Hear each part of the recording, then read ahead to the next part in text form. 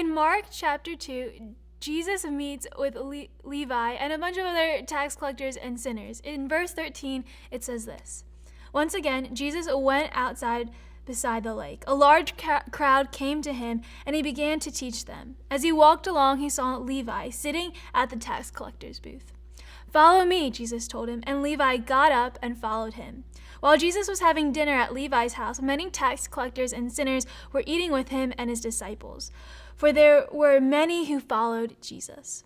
When the teachers of the law, who were the Pharisees, saw him eating with the sinners and the tax collectors, they said to Jesus' disciples, "Why does he eat with tax collectors and sinners?" Because this was not what they thought the Messiah should do.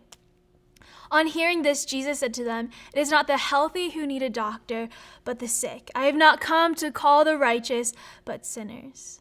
You see, the teachers and the Pharisees, Jesus came to this earth, but it wasn't what they expected the Messiah to be like. He didn't act in a way that they thought the Son of God was supposed to act.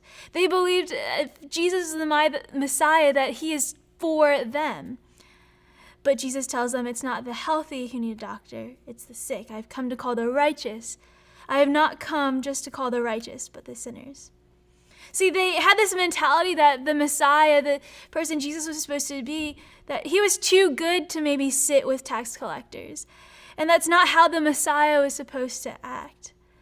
But Jesus is just as much for them as he was for the Pharisees. And the truth for us today is Jesus is as much for them as he is for us. Charles Spurgeon, a great Christian, once said this: "Christians that know the gospel, the goodness and grace and God has been shown to them, but if they don't share it with the world, it's like they're clinging to the treasure that the world needs.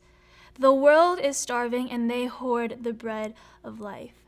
I think in today's world, it's sometimes a struggle to share the gospel. It's sometimes a struggle to share our faith with others.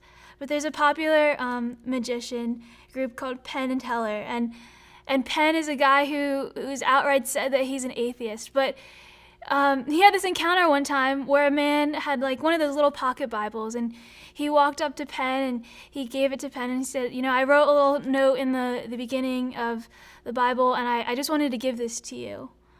And Penn, who is an atheist, he took a minute and he thought about this. And he thought about Christianity, about faith, and he said this: if you believe that there's a heaven and a hell, that people could be going to hell or they could not be getting eternal life, and you think it's not worth telling them this because it would make it socially awkward, like, what's the point? How much do you have to hate someone to believe that everlasting life is possible and not tell them that? In John chapter 6, it says, "I am the bread of the life," Jesus says. "Whoever comes to me will never grow hungry. Whoever believes in me will never grow thirsty." The truth today is we know who the bread of life is. We know the answer. But are we willing to share it with others? And maybe this is just me, but I think that we as Christians, when we think of this verse of Jesus is the bread of life, whoever comes to me will not go hungry, whoever believes in me will not go thirsty, we listen to this verse and we say, thank goodness I know who the bread of life is, that I will never go hungry and I will never be thirsty.